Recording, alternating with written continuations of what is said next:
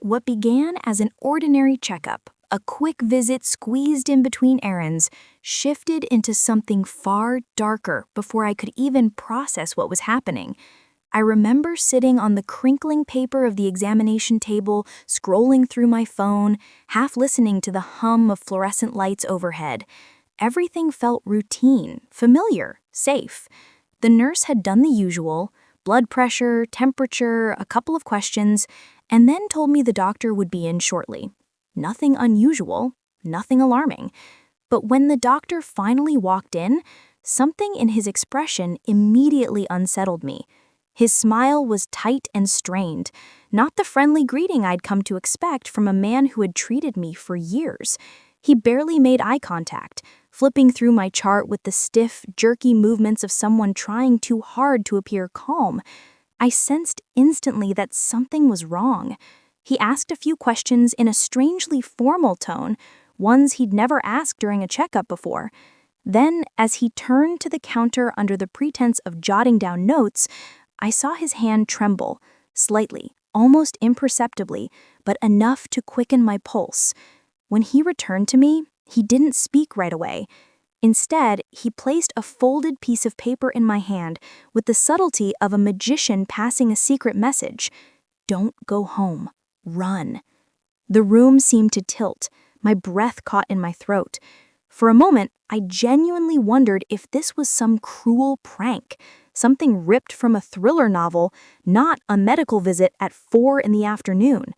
But when I looked up, the doctor was watching me, his eyes wide with urgency, silently pleading with me to understand. That was the moment the routine checkup ended, the moment the world I thought I understood splintered. My heart began to pound, a deep, primal thud echoing one truth louder than any explanation he could have offered. I was in danger, real danger, and I had to leave, now.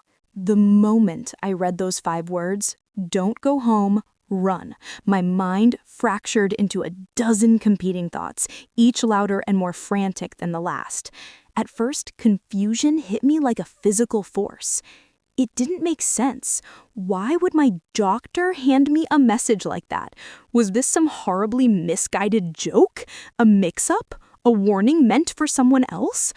I stared at the note as if the letters might rearrange themselves into something more rational. My heartbeat thudded against my ribs, but my brain scrambled for normal explanations. Maybe he'd made a mistake. Maybe he was reacting to some bizarre lab error. Maybe, God forbid, he'd had a breakdown. Anything seemed more believable than the possibility that I was truly in danger. I looked around the examination room as if clues might be hidden in the medical charts, the sink, the stethoscope hanging neatly on its hook. The room was so painfully ordinary that the warning felt surreal, like someone had dropped a horror plot into the middle of a Tuesday afternoon. But then another wave of thought crashed over me. What if it wasn't a mistake? What if this was real? What if something was happening that the doctor couldn't say out loud? The possibilities spiraled. Poisoning, stalking, a break-in at my house, a contagious illness, someone waiting for me? Each scenario felt simultaneously impossible and terrifyingly plausible. My hands began to shake. My breathing came in short, shallow bursts, as though my lungs refused to cooperate. Confusion melted into disbelief, disbelief twisted into panic. I kept telling myself I was overreacting, that I needed more information, that a handwritten note couldn't possibly be the sole signal of something so serious. But the memory of the doctor's eyes, the urgency, the fear, kept replaying in my mind, shattering every rational thought I reached for. For a few agonizing seconds, I sat frozen between 2 realities: the ordinary world I thought I was still living in, and a darker, more dangerous one I suddenly wasn't sure how to escape. Was this a joke?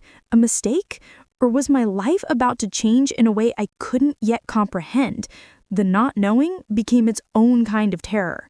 The atmosphere in the room had changed so abruptly that it felt as if someone had flipped a switch and drained all the warmth from the air. Moments earlier, the clinic had seemed sterile, predictable, almost boring in its familiarity. But now the space felt tight and electrified, as though something unseen had crept in and coiled itself around the walls. At the center of it all was the doctor's face, pale, rigid, unmistakably afraid. I had known this man for years. He had always been calm, composed, even light-hearted. But the man standing before me now was someone else entirely. His jaw was stiff, his eyes darted to the door every few seconds as if he expected someone to burst through it at any moment. It was the look of someone who felt danger closing in, and that look changed everything. Fear is contagious. You don't need words, you just feel it instinctively, like your body recognizes a threat before your mind can name it. The way his voice dropped, the tremor in his fingers, the tightness in his shoulders, each detail chipped away at the idea that this was a misunderstanding. His fear was too real, too raw to be theatrical. He wasn't trying to scare me, he was trying not to. That made it worse. The air felt heavy, thick enough that I had to consciously steady my breathing. Every sound became amplified. The ticking clock, the faint rumble of a cart in the hallway, even the rustle of the note in my hand. My senses sharpened, as though they understood the stakes before I did. The doctor swallowed hard, his Adam's apple jerking. He didn't say more, couldn't or wouldn't, but his eyes held an urgent plea. You need to trust me. You need to leave. In that moment, the danger shifted from abstract to terrifyingly real. Whatever was happening wasn't distant or hypothetical. It was imminent, close enough that he couldn't speak openly, close enough that staying in the room even a second longer felt like inviting catastrophe. The atmosphere itself had become a warning, pressing in until I could feel the urgency pulsing beneath my skin. In that moment, trust wasn't a choice. It was a lifeline I had no option but to grab. I wanted to ask questions, 1,000 of them crashing through my mind. What danger? From whom? Why me? What was happening?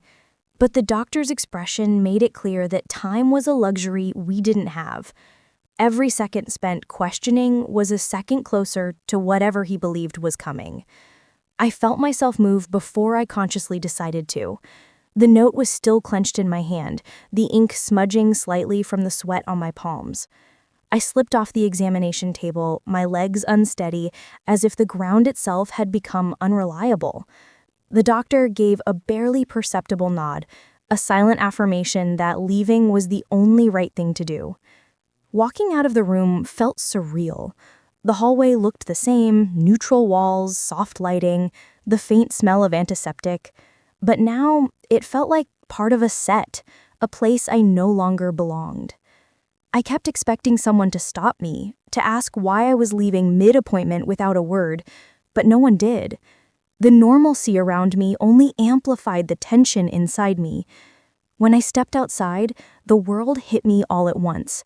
The sun, the traffic, the chatter of people coming and going, and yet everything felt distant, like an echo of a reality I had already stepped out of. My first instinct was to go to my car, parked just a few spaces away, but the doctor's words pulsed through me again. Don't go home. If home wasn't safe, then maybe nothing connected to it was safe either. The car was predictable, traceable. If someone was waiting or watching, it would be the first place they expected me to go. So I walked. I walked without looking back, without taking my purse from the car, without retrieving my jacket from the clinic chair. I left behind everything, my things, my plans, my sense of normalcy. All of it remained there, suspended in the life I no longer trusted. Each step felt heavier than the last, but I kept moving because stopping meant thinking, and thinking meant fear would swallow me whole. I didn't know where I was going or what I was running from, only that, for the first time in my life, obeying without question was the only thing keeping me alive. I hadn't made it far, just a few hurried steps into the parking lot, when I heard the clinic door whisper open behind me. For a split second, fear shot through me. I didn't know who or what to expect, but then I saw him, the doctor, walking quickly yet trying not to look rushed. glancing over his shoulder as though worried someone might be watching. He caught up to me near the sidewalk, his breath uneven. "I shouldn't be doing this," he murmured, eyes avoiding mine. "But you deserve to know enough to stay alive." A chill climbed the length of my spine. He didn't speak loudly or clearly. Everything came in sharp, fragmented whispers, each word feeling like a risk. I had to lean in to hear him. "This isn't about your test results," he said. "It's about who has access to them." My confusion deepened. "What do you mean? Who?" He cut me off with a raised hand, his eyes widening as two nurses walked past us. Only once they disappeared inside did he continue. "Someone close to you has been altering your records, adding things, changing things." His voice dropped even lower. "And they've been calling the clinic pretending to be you." My stomach dropped. Denial rose automatically. Nobody I knew would ever do something like that. But even as I tried to reject the idea, memories flickered. Small inconsistencies, strange questions, moments that hadn't added up. Under the doctor's strained gaze, those pieces clicked together in a way that made my skin crawl. "Who?" I whispered. He swallowed. "I don't know, but they knew exactly what to ask for, exactly what to change. Whoever it is, they're smart, and they're close enough to know your personal information." The possibilities, partner, roommate, family member, coworker, roared through my mind. The doctor touched my elbow gently, not to comfort but to steady. "I couldn't say this inside," he said. "The calls are logged. Anyone with access could see. I don't know who's involved, and I won't risk drawing attention to you." He stepped back, urging me with his eyes to keep walking. "Don't trust anyone who expects you home tonight, and don't let them find you." That was when I understood he wasn't just my doctor anymore. He was my lifeline, and perhaps the only ally I had left. When he finally showed me the lab results, everything inside me went cold. He didn't hand them to me. Instead, he cracked the folder open just enough for me to see the highlighted lines, his finger tapping beside a column of numbers I didn't recognize. "These compounds," he whispered, "shouldn't be in your system. Not in these amounts. Not ever." The word compounds felt too clinical for the terror tightening around my ribs. "What are they?"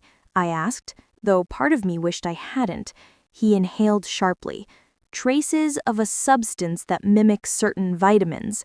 Harmless in small doses, but these levels," he shook his head, "this is deliberate." Deliberate? Intentional? Purposeful? The room felt smaller as my pulse thudded in my ears. I scanned the medical jargon, abnormal toxicity markers, foreign agents, non-accidental exposure. Non-accidental. His voice lowered further, trembling with the weight of what he couldn't quite say. At first, I thought it was a lab mistake. I had the test rerun. Quietly. He flipped to a second page, identical results. Then I ran it again using a completely different panel. He opened a third page, the same again. 3 separate tests, all confirming what he feared to speak aloud. Someone had been poisoning me. My mouth went dry. "How long has this been happening?" He hesitated. "Based on the progression, months, maybe longer." A wave of nausea rolled through me, not from the toxins, but from the realization that my life had been silently unraveling while I moved through it unaware. Every headache, every bout of fatigue, every unexplained weakness. Had those been warnings? Signals? And worse, someone had counted on me ignoring them. The doctor snapped the folder shut quickly, as though afraid the papers might betray us. "This wasn't an accident," he repeated, "and whoever did it knew enough about you to make it look like illness." A shiver clawed up my spine. I suddenly felt exposed, studied, tracked. The lab results hadn't just revealed poisoning, they had revealed intent, and intent meant someone wanted me gone. The moment the doctor hinted that the toxins came from something I was regularly exposed to, something woven into my daily routine, a cold dread seeped into my bones. Regular exposure, repeated ingestion, consistency. These weren't the patterns of a random encounter. They were the fingerprints of proximity. And proximity meant home. My home, the place I had always considered my refuge, was suddenly a crime scene in disguise. The doctor's frantic note, "Don't go home, run," snapped into horrifying clarity. At first, I resisted the idea. My home was safe, ordinary, filled with predictable routines. But that was exactly what made the possibility so terrifying. If someone wanted to harm me, they wouldn't need to break in or force anything. They would only need access to the place where I lived, slept, ate, trusted. My mind began assembling chilling fragments. The bottle of supplements I didn't remember buying. A food container in the fridge that wasn't my usual brand. A strange metallic taste in my coffee on certain mornings. The time I felt dizzy after a meal someone had helped prepare for me. The sudden attentiveness of certain people in my life. The pieces formed a shape I didn't want to see. Someone with access to my home, someone who walked through my door without suspicion, had been orchestrating this. Not a stranger, not an outsider. Someone who knew my habits, my schedule, my vulnerabilities. Someone who could slip something into my food, my drinks, my vitamins without raising an eyebrow. The doctor watched me as the realization locked into place. "It's someone close," he said softly. "It has to be." His words sealed the dread coiling in my stomach. The danger wasn't lurking outside in the shadows. It had already been inside my life, my routines, my home. And now, home was no longer a refuge. It was the trap. That night felt longer than any night I had ever lived through. I didn't go home. Couldn't. The doctor insisted on escorting me out the back of the clinic, where no security cameras pointed. And from there he urged me to go somewhere safe, somewhere anonymous, somewhere the person who had been poisoning me wouldn't think to look. The police station was the closest option, and though walking through its glass doors felt surreal, it was the first moment since receiving the note that I felt even a sliver of protection. The officers took my story seriously, more seriously than I expected. Maybe it was the doctor's voicemail, which he left for them after I arrived, or the lab reports I showed them with trembling hands. Or maybe it was the fact that beneath my frantic explanation, they could sense something calculated and sinister threading through the details. They put me in a small interview room, not as a suspect, but as someone to shelter. It had a thinly padded bench, harsh lighting, and a metal table that felt colder than it should. It wasn't comfortable, but it was safe, and safe was enough. Over the next few hours, officers came in and out, asking questions, piecing together a timeline, cross-referencing names of people who had access to my home or personal information. Each question forced me to confront possibilities I never would have considered hours earlier. People I trusted, people I laughed with, people who had keys to my apartment or knew when I was alone. As the night stretched on, fragments of truth began to take shape. Officers told me the substance found in my tests wasn't easy to obtain. It wasn't something a random person could buy at a store. It required knowledge, intent, patience, and access. One officer, a woman with a steady voice and kind eyes, told me gently, "This wasn't impulsive. Whoever did this planned it.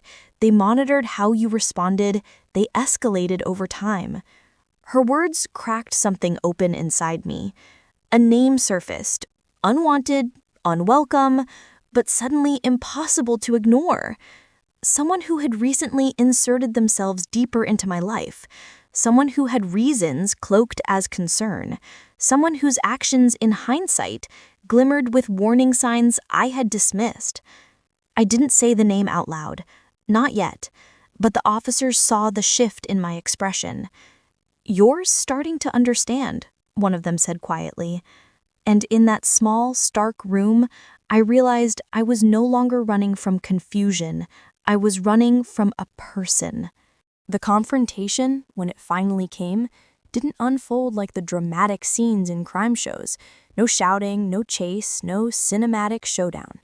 Instead, it was quiet and methodical and chillingly calm, which almost made it worse. After hours of interviews, questioning, and piecing together the timeline, the authorities had enough information to identify a primary suspect. The person whose name I had silently mouthed in that interview room matched their own findings: access, motive, opportunity, and a history of subtle behaviors that now read like red flags instead of quirks. It was someone I had let into my life, someone I had trusted, someone who had smiled at me while slipping poison into my routine. The police didn't tell me every detail of the operation. They didn't want to compromise the process. But they did tell me enough to understand that they were moving quickly. "We can't risk giving them time to cover evidence," one officer said, "and we can't risk them realizing you know." I waited in a designated safe room at the station, hours stretching like rubber bands ready to snap. My emotions swung between dread and relief, betrayal and numbness. I kept replaying memories, trying to see them clearly now that the lies had been peeled away. Then, just past dawn, an officer stepped inside the room, her expression steady but gentler than before. "We've taken them into custody," she said. The words didn't land all at once. It took a moment before I even understood which part of the long night was ending. When I asked how it happened, bracing myself for something violent or chaotic, the officer shook her head. "They didn't resist," she said. "They were surprised, but not shocked. Almost like they expected this day might come." A shiver coursed through me. The evidence, I later learned, was overwhelming. Tampered supplements from my kitchen, purchase records for the toxic compound, falsified calls to my doctor's office from their phone. There were even notes detailing dosages and effects, as if they had been tracking my decline with clinical detachment. But the most unsettling detail was what the officers discovered last. They had been planning to increase the dosage, soon. The realization sent a cold wave through me. If the doctor hadn't intervened when he did, I might never have made it out. The resolution didn't undo the fear or betrayal, but it did something vital. It stopped the threat. It put a barrier between me and the person who had quietly been dismantling my life from the inside. And for the first time in days, I felt the faintest hint of safety returning. In the quiet aftermath, when the danger had passed and the police had taken the perpetrator into custody, I found myself sitting alone in a small, sunlit room, trying to process everything that had happened. My body still trembled with the residue of fear, but my mind was beginning to make sense of the chaos, connecting the dots that had once seemed impossibly scattered. It was there, in that fragile stillness, that I realized the depth of the lessons I had been given. Lessons about trust, awareness, and the quiet power of intuition. I thought first of my own instincts, the strange, inexplicable nudge that told me something was off long before the note arrived. I had brushed aside moments of doubt, rationalized my unease, ignored the tiny signals my body and mind had sent me over the months. And yet, when the doctor handed me that note, I finally listened. In doing so, I had honored the subtle inner voice that so often we dismiss in the rush of daily life. That voice, the quiet, persistent whisper, had saved me. Then I thought of the doctor, whose courage had anchored my flight to safety. He had risked so much to protect me. To intervene when ordinary protocol and the safety of his clinic could have allowed him to stay silent. His bravery was quiet, almost invisible, but it was no less profound. Without his decisiveness, without his willingness to act when the world seemed ordinary, I would never have escaped the carefully hidden danger in my own home. It made me realize that courage is not always loud or dramatic. Sometimes it is measured, deliberate, and entirely selfless. And I reflected on the larger truth. Life often gives us warnings in ways we might not immediately recognize.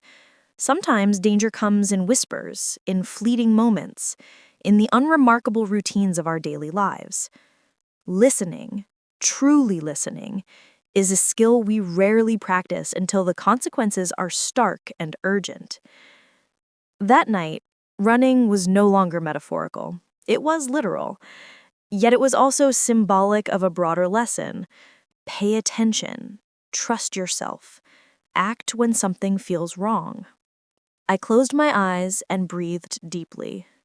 Gratitude filled me for intuition, for courage, for the invisible forces that sometimes guide us to safety. Life, I realized, has a way of telling us when to move, when to fight, and occasionally when to run. The note in my hand had been simple, 5 words that changed everything. But the truth it revealed, the importance of listening to that inner voice and to those who quietly help us, would stay with me forever. If this story made you pause, even for a second, if your heart raced, or you caught yourself thinking, "This feels disturbingly real," then understand this wasn't just a story, it was a warning. Never ignore your instincts. That quiet voice telling you something isn't right is there for a reason. If you enjoy real, intense, and thought-provoking stories like this, please like the video. It lets me know this story reached you. Subscribe for more stories that dive into the dark, hidden sides of everyday life. And comment below, if you were in this situation, would you have run without asking questions? Because sometimes danger doesn't scream, sometimes it whispers. Until the next story, stay aware, stay safe.